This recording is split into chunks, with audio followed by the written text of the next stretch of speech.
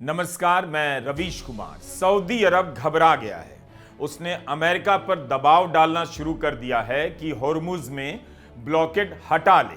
Saudi अरब की चिंता यह है कि अगर जवाब में ईरान ने दूसरे रास्तों को बंद करना शुरू कर दिया तब उसकी मुश्किलें और बढ़ जाएंगी। ईरान कह रहा है यह ब्लॉकेड उसकी संप्रभुता का उल्लंघन है। संयुक्त राष्ट्र में उसके राजदूत ने संयुक्त राष्ट्र के निदेशक को पत्र लिखा है कि यह समुद्री कानून का उल्लंघन किया जा रहा है, मगर ईरान जवाबी हमले के लिए तैयार है। उधर चीन में बहुत कुछ हो रहा है। बीजिंग में स्पेन के प्रधानमंत्री मौजूद हैं। उनके साथ साथ संयुक्त अरब अमीरात के क्राउन प्रिंस शेख खालिद बिन मोहम्मद बिन जायद अल नहयान भी हैं। चीन के राष्ट्रपति ने मिडिल ईस्ट में शांति के उपाय सुझाए हैं, जिसके बारे में हम इसी वीडियो में आगे बात करेंगे। बोट मिसाइल क्या होती भी है या नहीं? क्या अमेरिका के पास ऐसी बोट मिसाइलें नहीं हैं? ईरान ने यह वीडियो जारी किया है। छोटी छोटी नावों का बेड़ा, फुर्र से भागती हुई नावें जिनसे मिसाइलें दागी जा सकती हैं। अगर ईरान मिसाइल दागने वाली नावें बना सकता है तब तो टेक्नोलॉजी के गुरु इसराइल को फूंक से उड़ने वाली मिसाइलें बना लेनी चाहिए थी। ईरान के मुंबई कॉन्सुलेट ने यह वीडियो जारी किया है। रेड बीज, ईरान का कहना है फारस की खाड़ी की लाल मधुमक्खियां तैयार हो रही हैं। ट्रंप दावा करते रहे कि ईरान की नौसेना खत्म कर दी गई। अब उन्हें पता चलेगा कि जब झुंड हमला करता है तब कैसे उन्हें गिरा सकता है। अभी तो सिर्फ ट्रेलर है, पिक्चर अभी बाकी है। जिन रेड बीज की बात हो रही है वह मधुमक्खी का एक प्रकार है। लाल रंग की होती है, काट जाएं तो दर्द होता है। अकेले रहना पसंद करती हैं, मगर झुंड में हमला भी कर सकती हैं। वॉल स्ट्रीट जर्नल ने लिखा है ईरान की नौसेना बर्बाद हो चुकी है, मगर उसके पास अभी भी कई सारी छोटी छोटी नावें हैं जिन्हें पकड़ना मुश्किल है। ये नावें अमेरिका के लिए खतरा बन सकती हैं। यह बातचीत के समय की तस्वीर बताई जा रही है। एआई भी हो सकती है। जर्मनी में ईरान के दूतावास ने जारी की है। कुर्सी पर कौन बैठा है यह कहना मुश्किल है, लेकिन कमरे में ईरान की टीम की उपस्थिति कुछ और ही बता रही है। कितनी सहजता और आत्मविश्वास, फिक्र ही नहीं कि सुपर पावर से डील कर रहे हैं। अल जजीरा ने खबर ब्रेक की है कि पाकिस्तान ने अमेरिका और ईरान को दूसरे दौर की बातचीत का प्रस्ताव दिया है। तुर्की की न्यूज एजेंसी अनादोलू ने पाकिस्तानी सूत्रों के हवाले से रिपोर्ट की है बातचीत को लेकर दूसरे राउंड की शीर्ष बैठक बहुत जल्द इस्लामाबाद में हो सकती है। कौन कौन भाग लेगा इसकी जानकारी अभी नहीं, लेकिन सूत्रों का कहना है ट्रंप 2 मई के चीन दौरे से पहले डील फाइनल कर लेना चाहते हैं। यह भी बात निकल कर आ रही है कि इस बार 45 से 60 दिनों के युद्ध विराम की कोशिश हो रही है। तो क्या होर्मुज का ब्लॉकेड अमेरिका का नया ड्रामा है? अपने युद्धपोतों को यहां तैनात कर ट्रंप क्या हासिल करना चाहते हैं? सऊदी अरब क्यों परेशान है? क्यों ट्रंप को सलाह दे रहा है ईरान को उकसाने की जरूरत नहीं? सऊदी अरब के दूसरी तरफ लाल सागर है। इसी लाल सागर और एडन की खाड़ी के बीच यमन के तट पर पतला सा समुद्री रास्ता है जिसे स्ट्रेट ऑफ बाब अल मंदब कहते हैं। अरबी में बाब अल मंदब का मतलब आंसुओं का दरवाजा। बहुत मुश्किल इलाका है जहाजों के लिए, इसीलिए यह नाम पड़ा। जब होर्मुज से तेल जाना बंद हो गया तो विकल्प के रूप में एक रास्ता यह भी बचा हुआ था। अगर बाब अल मंदब बंद हो गया तो तेल की अर्थव्यवस्था को ऐसा झटका लगेगा जैसा अभी तक लगा नहीं। ईरान ने कहा है होर्मुज सोशल मीडिया नहीं कि किसी ने आपको ब्लॉक कर दिया तो आपने भी बदले में ब्लॉक कर दिया।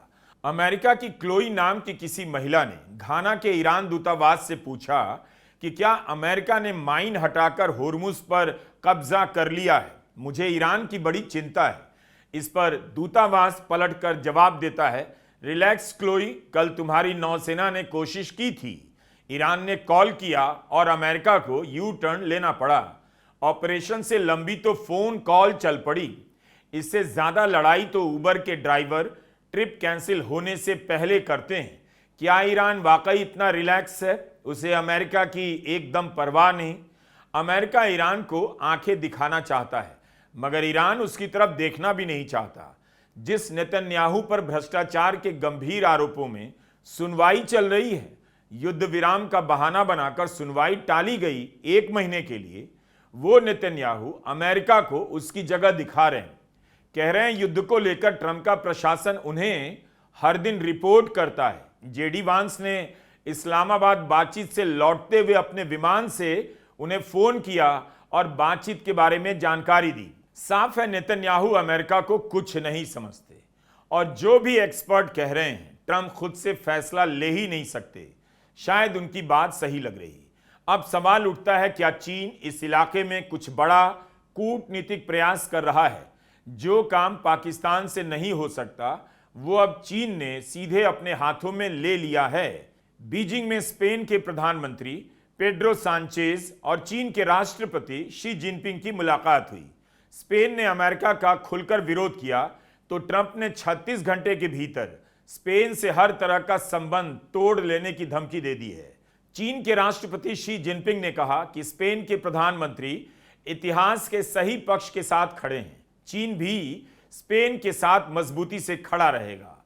पिछले 3 वर्षों में स्पेन और चीन एक दूसरे के काफी करीब आए हैं। यूरोप के देशों में चीन का सबसे करीबी दोस्त स्पेन माना जाता है। सांचेज से बातचीत में शी जिनपिंग ने कहा कि जंगल के कानून का विरोध होना चाहिए। इसके लिए स्पेन और चीन को मिलकर काम करना चाहिए। दुनिया में बेहतर बातचीत की जरूरत है ताकि विश्वास कायम हो सके और कानून का पालन हो। मिलकर बहुध्रुवीय व्यवस्था की रक्षा करनी होगी और दुनिया में शांति और विकास के लिए काम करना होगा। बीजिंग में संयुक्त अरब अमीरात के क्राउन प्रिंस शेख खालिद बिन मोहम्मद बिन जायद अल नहयान भी मौजूद हैं। शी जिनपिंग और क्राउन प्रिंस के साथ बैठक हुई। यह भी हो सकता है कि खाड़ी के देश चीन की तरफ देखने लगे हों।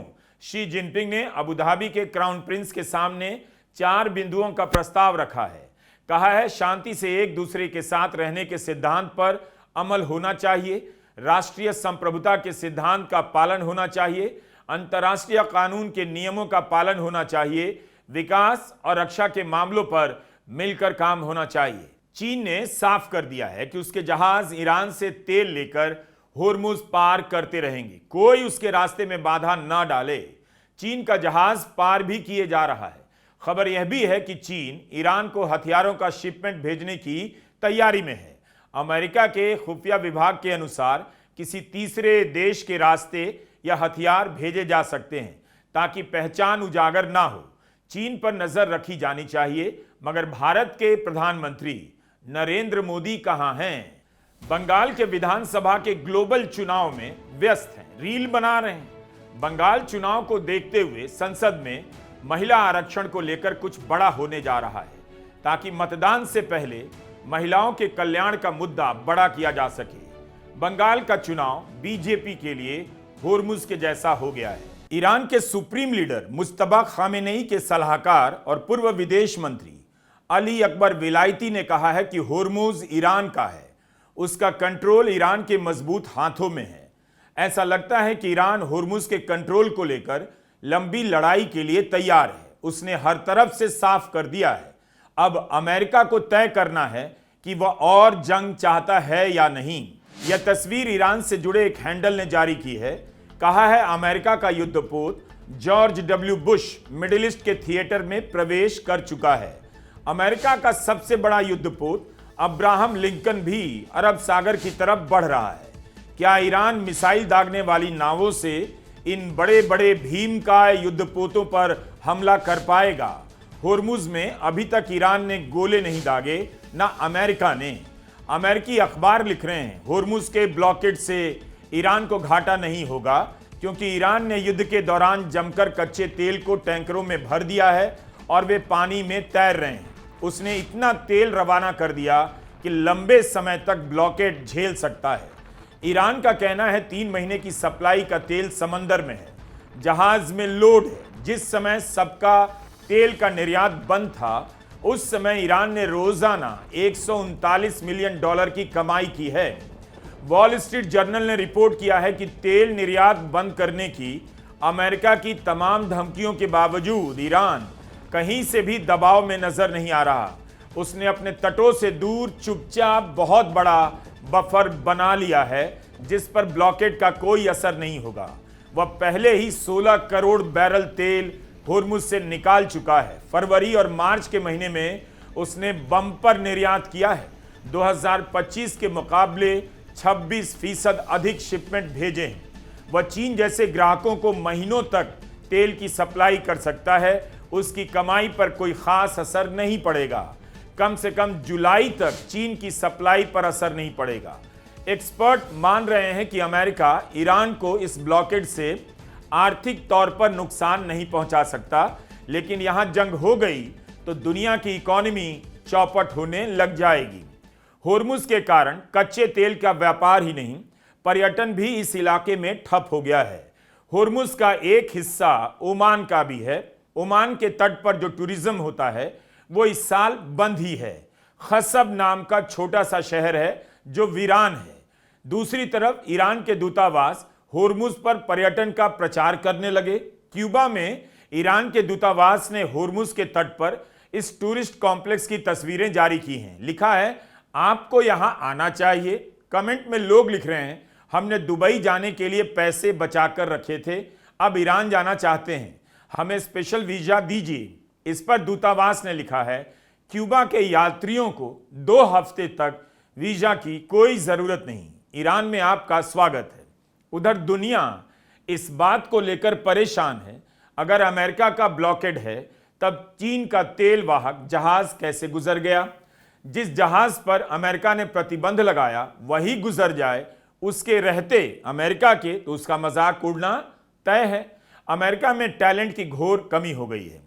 उसका प्रोपेगेंडा एकदम बोगस, नीरस और थर्ड क्लास है। चीन के जहाज़ों के पार होने की खबर पर हैदराबाद में ईरान के कॉन्सुलेट ने लिखा है कि ईस्टर्न टाइम में दी गई सभी डेडलाइन बेमानी है। Hashtag operation epic failure. Eastern time यानी अमेरिका का टाइम जोन। हैदराबाद में ईरान के कॉन्सुलेट ने होर्मुज के नक्शे की तस्वीर जारी की जिस पर 3 लकीरें खींची हैं। एक लकीर ईरान के मौजूदा ब्लॉकेड को दिखाती है जो लारक टापू के पास है। उसके बाद दूसरी लकीर अमेरिका के ब्लॉकेड का इलाका दिखा रही है। इसके काफी आगे लगी इस तीसरी लकीर के बारे में कॉन्सुलेट लिखता है, ईरान यहां पर अमेरिका के ब्लॉकेड को ब्लॉक कर देगा। मतलब अमेरिका खाड़ी के जिन जहाजों को जाने की अनुमति देगा, ईरान आगे रोक देगा और अमेरिका के जहाज भी फंस जाएंगे ईरान के दोनों ब्लॉकेड के बीच में। युद्ध विराम इस समय होर्मुज के पानी में वाटर स्पोर्ट्स जैसा हो गया है। क्या 11 अप्रैल की रात अमेरिका ने होर्मुज को पार किया? उसका दावा है किया है, लेकिन ईरान का कहना है नहीं किया है। इस घटना पर प्रेस टीवी ने एक एआई वीडियो जारी किया। इससे पहले एक ऑडियो जारी किया गया जिसे अमेरिका के जहाज और ईरान की नौसेना के बीच बातचीत का हिस्सा बताया जा रहा है। इसमें ईरान की नौसेना अमेरिका के जहाज को चेतावनी देती है कि आप वापस मुड़ जाइए नहीं तो हमला होगा। ओमान सागर में खड़े जहाजों को संदेश दिया जाता है, अमेरिका के युद्धपोत से 10 मील दूर हो जाइए क्योंकि उन पर बिना चेतावनी हमला हो सकता है। वीडियो चूंकि एआई का है, कहानी कुछ भी बन सकती है, लेकिन इसमें बताया गया है कि इस्लामाबाद में बातचीत के दौरान अमेरिका की नौसेना ने छल का सहारा लिया और 2 युद्धपोतों ने अपने आप को ओमान का जहाज बताकर पार करने की कोशिश की। ईरान ने अपनी छोटी नावों को भेजकर जहाजों की जांच की और उन पर क्रूज मिसाइल रडार लॉक कर दिया, जिसके बाद अमेरिका की सेना समझ गई उनकी चोरी पकड़ी गई है। आईआरजीसी दोनों जहाजों को रोक देती है, जिसके बाद युद्धपोत ईरान की नौसेना से बात करते हैं। ईरान उन्हें चेतावनी देता है, हिंद महासागर में लौट जाइए नहीं तो हमला हो जाएगा। ईरान ने आखिरी चेतावनी जारी करते हुए उन पर शाही ड्रोन छोड़ दिया, जिसके बाद दोनों जहाज मुड़ गए। इस तरह यह प्रोपेगेंडा वीडियो समाप्त होता है। इन कहानियों को सुना कीजिए, जाना कीजिए, पता चलेगा बम गिराने के अलावा दोनों पक्ष किस तरह से बातें कर रहे हैं। इजराइल और ईरान युद्ध के नुकसान का हिसाब भी बताने लगे हैं। ईरान का कहना है शुरुआती आकलन के हिसाब से $270 बिलियन का नुकसान हुआ है, जिसका हर्जाना वह मांगेगा। इस्राइल के वित्त मंत्रालय ने कहा है 5 हफ्ते के युद्ध में इस्राइल को $11.5 अरब का खर्च हो गया। इसमें कुछ पैसे आम लोगों को हर्जाने के रूप में भी दिए गए, जिनके घर और दुकानें बर्बाद हो गए, काम छूट गया। उधर ट्रंप अजीब अजीब मसलों से घिर गए हैं। रविवार को इस्लामाबाद टॉक्स के फेल हो जाने के बाद ट्रंप कभी पोप के खिलाफ बोलने लग जाते हैं, विवाद में पड़ गए, तो कभी ईसा मसीह की तरह खुद को दिखाने की तस्वीर जारी कर देते हैं। ट्रंप को अपना ही ट्वीट डिलीट करना पड़ा। अमेरिकी कांग्रेस के 2 सदन होते हैं, हाउस ऑफ रिप्रेजेंटेटिव और सेनेट। सेनेट उच्च सदन है, house of representative lower house है। हाउस ऑफ रिप्रेजेंटेटिव में ट्रंप के खिलाफ महाभियोग के प्रस्ताव पेश किए जाने लगे हैं। मांग हो रही है कैबिनेट को 25वें संशोधन के तहत अक्षम घोषित कर देना चाहिए ट्रंप को। अमेरिका में डेमोक्रेट उनकी मानसिक सेहत की जांच करने की मांग कर रहे हैं। न्यूयॉर्क टाइम्स ने ट्रंप की मानसिक हालत पर लंबी रिपोर्ट की है। ट्रंप इससे लेकर काफी नाराज हो गए हैं। न्यूयॉर्क टाइम्स ने उनके अजीब बर्ताव और कमेंट के कारण उनकी मानसिक सेहत पर एक तरह से बहस को फिर से खड़ा कर दिया है। रात भर ट्रंप पोस्ट करते हैं, कभी गाली देते हैं, कभी सभ्यता खत्म करने की बातें करने लग जाते हैं। न्यूयॉर्क टाइम्स में पीटर बेकर की रिपोर्ट कहती है ट्रंप के बयानों के कारण उनके पुराने दोस्त और सहयोगी सवाल करने लगे हैं कि क्या ट्रंप की दिमागी हालत ठीक है या नहीं, वह पागलों जैसे बयान क्यों दे रहे हैं। ट्रंप को लेकर यह बहस पुरानी है, तब कोई ध्यान नहीं देता था, मगर अब गंभीर हो गई है। व्हाइट हाउस इन सवालों को खारिज कर रहा है, कहता है ट्रंप पूरी तरह से फिट हैं, लेकिन आधुनिक इतिहास में किसी राष्ट्रपति की मानसिक सेहत को लेकर इस तरह से कभी डिबेट नहीं हुआ, खासकर जब उसका असर इतना व्यापक हो।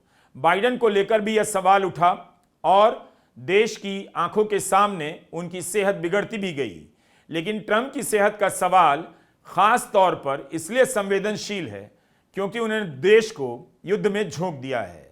पहले सिर्फ डेमोक्रेट या कॉमेडियन ऐसी बातें करते थे, अब रिटायर हो चुके जनरल, डिप्लोमेट और ट्रंप से दूर हो चुके रिपब्लिकन पार्टी के नेता जैसे मार्जरी टेलर ग्रीन कह रहे हैं ट्रंप की भाषा कतई कूटनीति की नहीं है, पागलपन की है। किसी राष्ट्रपति की दिमागी हालत बहस का मुद्दा बन जाए, इसी से पता चलता है ईरान ने अमेरिका की क्या हालत कर दी है।